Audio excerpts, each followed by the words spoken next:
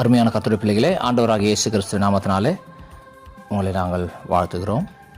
ஓசியா 14வது அதிகாரம் 4வது வசனத்திலே ஆண்டவர் தம்முடைய ஜனங்களை பார்த்து இஸ்ரவேலை நோக்கி, நான் அவர்கள் சீர்கேட்டை குணமாக்குவேன், அவர்களை மனப்பூர்வமாய் சிநேகிப்பேன், என் கோபம் அவர்களை விட்டு நீங்கிற்று. எத்தனை அருமையான வார்த்தை பாருங்கள். அநேக சமயத்தில் நாம் ஆண்டவருக்கு விரோதமாக பாவம் செய்து ஆண்டவரை விட்டு தூரம் போய் ஆண்டவருக்கு பிரியமில்லாமல் நடந்த போதிலும் ஆண்டவர் தம்முடைய பிள்ளைகளை ஒரு தகப்பன் ஒரு தாய் எப்படியாக நேசிக்கிறார்களோ அப்படித்தான் அவர்களை நேசிக்கிறார். சில சமயத்தில் நாம் தவறு செய்யும்போது அவர் நம் மீது கோபப்பட்டாலும் நாம் அவரிடத்தில் திரும்பி வரும்போது அவர் எப்படியாக இருக்கிறாராம், நம்முடைய சீர்கேட்டை குணமாக்கி நம்மை மனப்பூர்வமாய் சிநேகிக்கிறார். நம்முடைய பாவங்களை பார்க்கிறதில்லை, நாம் செய்த தவறுகளை அவர் சுட்டி காட்டுவதில்லை, மனப்பூர்வமாக சிநேகிக்கிறார்.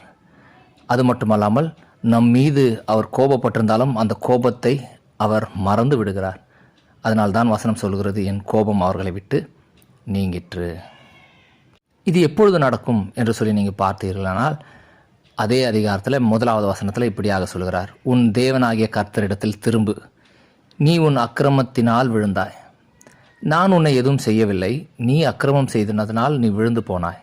ஆகினால் இப்பொழுது நீ செய்ய வேண்டியது என்னவென்று சொன்னால், நான் உன்னை குணமாக்க வேண்டுமென்றால், உன்னை மனப்பூர்வமாய் சிநேகிக்க வேண்டுமென்றால், என்னுடைய கோபத்தை உன்னை விட்டு அகற்ற வேண்டுமென்றால் நீ செய்ய வேண்டியது, நீ கர்த்தரிடத்தில் திரும்பி வா. நீ எவ்வளோ பெரிய பாவம் செய்தவனாக இருந்தாலும், எவ்வளோ பெரிய பாவம் செய்தவளாக இருந்தாலும், எனக்கு அருமையான தேவனுடைய ஜனங்களே, ஆண்டவர் உன்னை பார்த்து தான் சொல்கிறார், உன் தேவனாகிய கர்த்தரிடத்தில் திரும்பு. நீ செய்த அக்கிரமத்தினால் நீ விழுந்து போனாயே தவிர ஆண்டவர் உன் மீது எந்த குற்றத்தை சுமத்தவில்லை. ஆகினால் எனக்கு அருமையான தேவனுடைய ஜனங்களே, இன்றைக்கு நீங்கள் ஆண்டவரை விட்டு தூரம் போயிருப்பீர்களானால் இன்றைக்கு ஆண்டவரிடத்தில் திரும்பி வாருங்கள். எப்படி திரும்ப வேண்டும் என்று சொல்லி 2வது வசனம் சொல்கிறது, வார்த்தைகளை கொண்டு கர்த்தரிடத்தில் திரும்புங்கள்.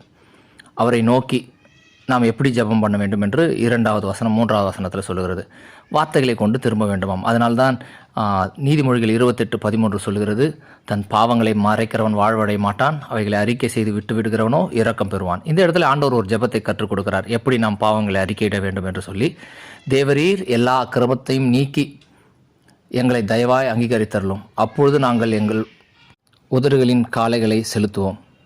அசீரியா எங்களை ரட்சிப்பதில்லை, எங்கள் குதிரை மேல் ஏற மாட்டோம், எங்கள் கைகளின் கிரிகளை பார்த்து எங்கள் தேவர்கள் என்று சொல்ல மாட்டோம், திக்கற்றவன் உம்மிடத்தில் இரக்கம் பெறுவான் என்று சொல்லி இப்படிப்பட்ட ஜெபத்தை செய்து அவரிடத்தில் வர வேண்டும். அதாவது என் அக்கிரமத்தை மன்னியும் ஆண்டவரே, என்னை அங்கீகரித்து கொள்ளும் ஆண்டவரே, நான் அப்பொழுது உம்மை துதிப்பேன், எனக்கு ரட்சிப்பு கொடுக்கிற ஜனங்களை நான் நம்ப மாட்டேன், என்னுடைய பலத்தை நான் நம்ப மாட்டேன், நான் உம்மை சார்ந்து கொள்வேன், திக்கற்று உம்முடைய சமூகத்தில் நிற்கிறேன் என்று நாம் அறிக்கை செய்து அவரிடத்தில் திரும்பும்போது ஆண்டவர் நம்முடைய சீர்கேட்டை குணமாக்கி மனப்பூர்வமாய் நம்மை சிநேகித்து நம்முடைய கோபத்தை நம்மை விட்டு அகற்றுகிறார்.